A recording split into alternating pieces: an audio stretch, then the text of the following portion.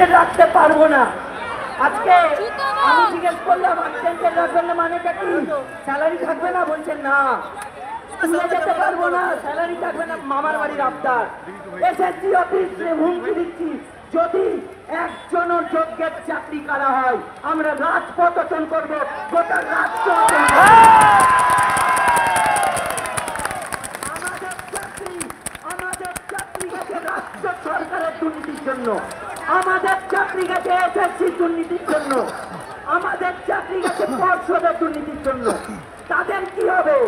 আমার ছেলেপেলে হচ্ছে আজকে কাল থেকে স্কুলে যেতে পারবো না, স্যালারি দেবে না, টাকা কোথায় পাবো? পাড়ার লোকেরা অসামাজিক বলবে, বলবে অযোগ্য, বলবে টাকা দিয়ে নিচ্ছে চাকরি পেয়েছে, তাহলে তো জানবে না। দায়িত্ব কে নেবে? সবাই এসএসসি অফিস ঘেরাও করো, আমাদেরকে গুলি করে মেরে দিক, লাঠিচার্জ করুক, নিয়ে চলে যাক, কাউকে ভয় পায় না। আমার চাকরি নিয়ে ছেলে গেলা, আমাকে অযোগ্য করা, ইয়ার কি পেয়েছে? ছাড়া হবে না। আমরা যতক্ষণ না সুরা পাচ্ছি একজনও বাড়ি যাবেন না, একজনও বাড়ি যাবেন না। এই এসএসসি অফিস, এই এসএসসি অফিস 2 থেকে 3 দিন যতদিন না সুরা করবে আমরা ঘেরাও করে রাখবো। না কাউকে যেতে দেবো, না কাউকে যেতে দেবো, না আমরা যাবো। আমরা চলে এসেছি, আপনি কথা বলুন মুখ্যমন্ত্রীর সাথে, যদি এইভাবে আমাদের চাকরি কেড়ে নেন 2 কোটি টাকা কম্পেনসেশন দিন, 2 কোটি টাকা।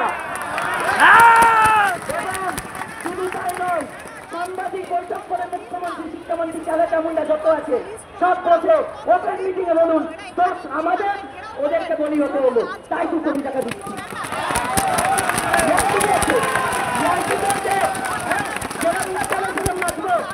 আরে গুলি করে মেরে দিন, কারোর কথা শুনি না, কারোর কথা শুনতেও যাবো না। আমি যোগ্যতা নিয়ে চাকরি পেয়েছি, যোগ্য হয়ে চাকরি পেয়েছি, আমরা কাউকে ছেড়ে কথা বলবো না। সে তুমি যেই হোক, সে যেই হোক আর যেই হোক, আমরা কারা? আমরা কারা?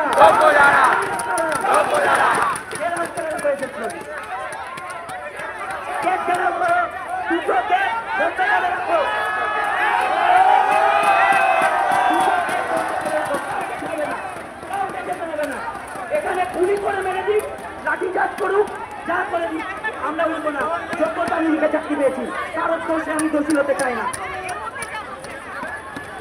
আমাদের আন্দোলন চলছে চলবে, আমাদের প্রতিবাদ চলছে চলবে, আমাদের সংগ্রাম চলছে চলবে। প্রত্যেক শিক্ষক শিক্ষিকা আপনারা অগ্রসর হন এবং বসে পড়ুন, আমাদের অবস্থান চলবে।